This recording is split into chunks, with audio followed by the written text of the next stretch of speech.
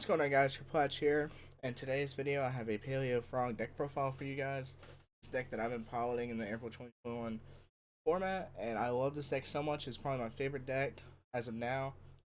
Probably stay like that for a while. I'll probably be piloting this deck for a while. I think it's a very good rogue contender in my opinion. Does well versus the meta.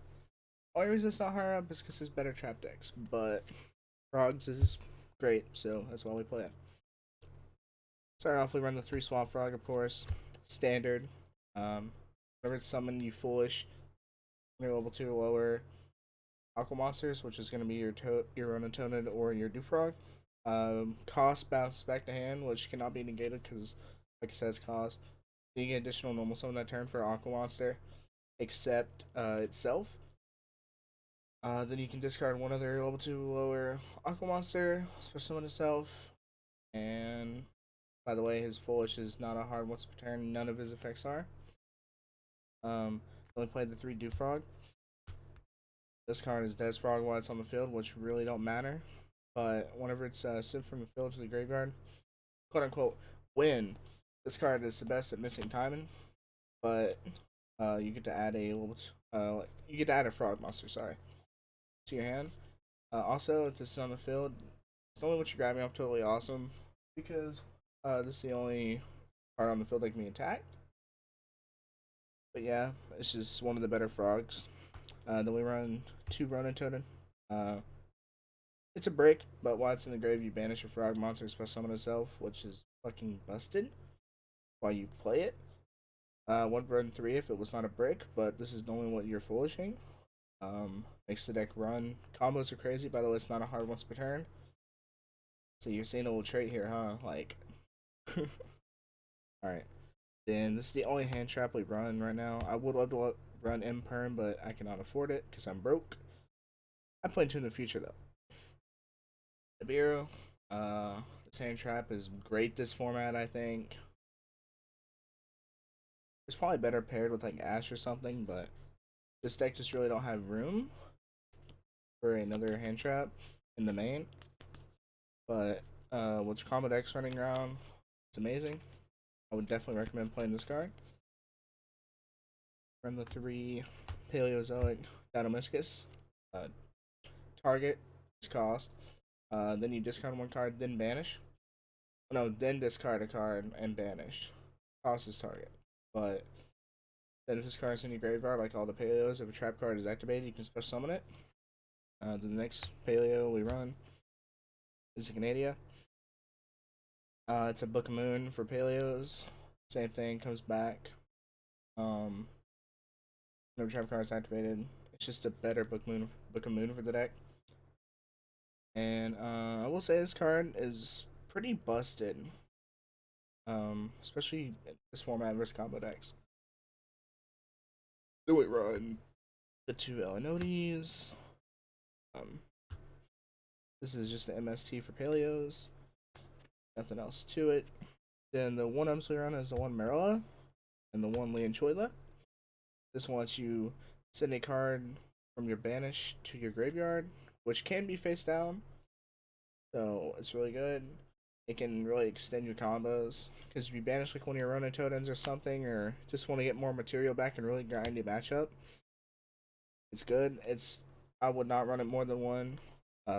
If it wasn't a dead card, sometimes I probably would. Morella. I'd consider bumping it to 2.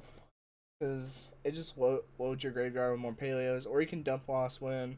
It's just a foolish for traps, that's all it is. It's a Paleo.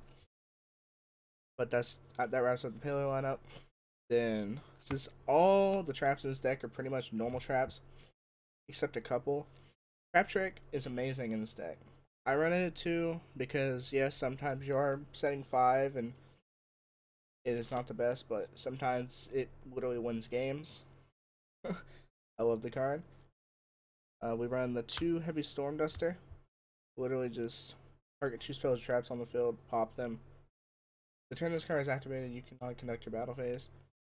It really doesn't matter because you do it on their turn 9% time or on your end phase.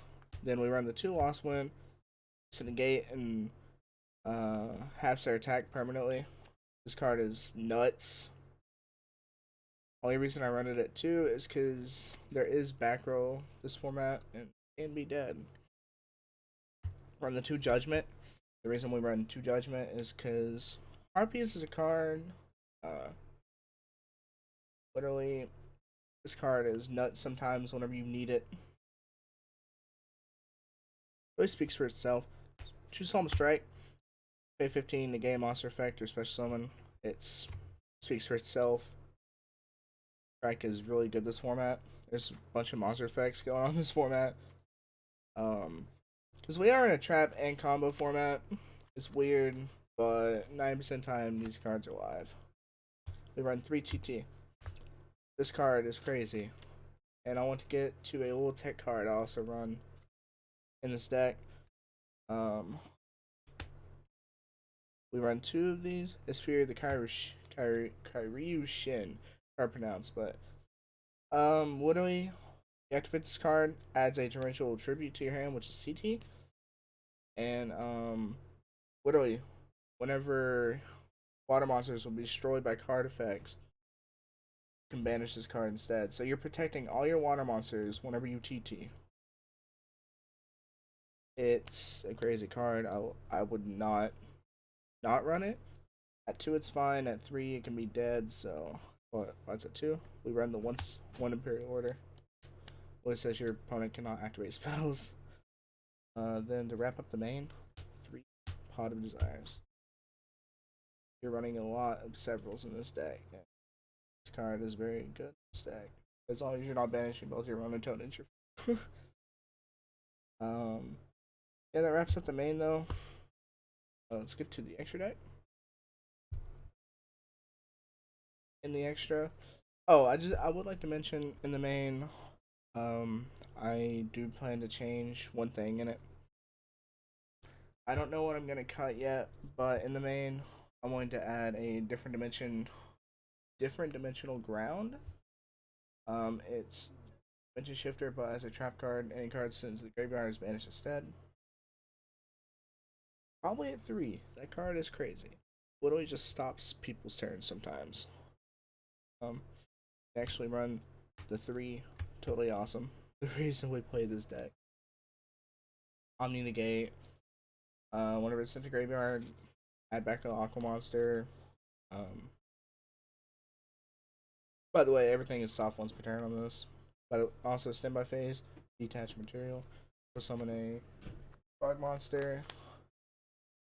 Basically, the way you're omni negating, if you do not know what Totally Awesome does, whenever a spell trap or monster effect is activated, contribute 1 Aqua Monster on the field, negate it, and destroy it. And if you want, set it to your field. This card's crazy. Why we play the deck? We run the 1 Salmon Great Almirage. All your stuff, all your frogs in this deck, are 1500 or less attack, so it's really easy to go on this. Only reason you're going to this is if you need another frog in your graveyard that was normal summon, like you need more material, like going to Bull Sword for say. What's there? Then we run the 1 Marine Cess Coral Anemone. Pretty sure that's how you pronounce it. Link 2 is supposed to summon a I believe it's level 3 or lower Aqua Monster from your graveyard. This card's really crazy in the deck. I would not run it more because it doesn't come up more than once normally. Sometimes it's good to have 2, but I would not recommend it. Topologic Zero Boros. I don't see people play this card. I don't know why. This deck can access it so easily, especially for playing Desires. Zero Boros is crazy. It's a tech card, of course. You can probably replace it with something like Avermax, but I love the card. It's literally won me games before. Then we run IP Masquerena. This card is very useful in the deck. If you have a busted hand, you can end on code IP.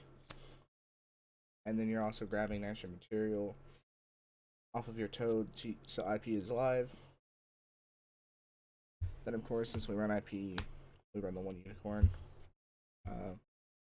Self-explanatory. We run the 1 Boral Sword. Boros Sword is literally our OTK potential in this deck. This is Boros. Um, Boros Sword can be a little bit harder to get into in this deck just because it requires 3+ effect monsters. It can be annoying at times, but it's definitely still needed in the deck for that OTK potential. Now for the Paleo XZs, I run the 2 Opaminia and the 1 Anima Cars. I'm gonna get to him first in a second. Opaminia is crazy in this deck. I think if you have the room, please run 2 of this card. Literally, whenever you can activate Paleozoic cards from your hand. Paleozoic traps, of course.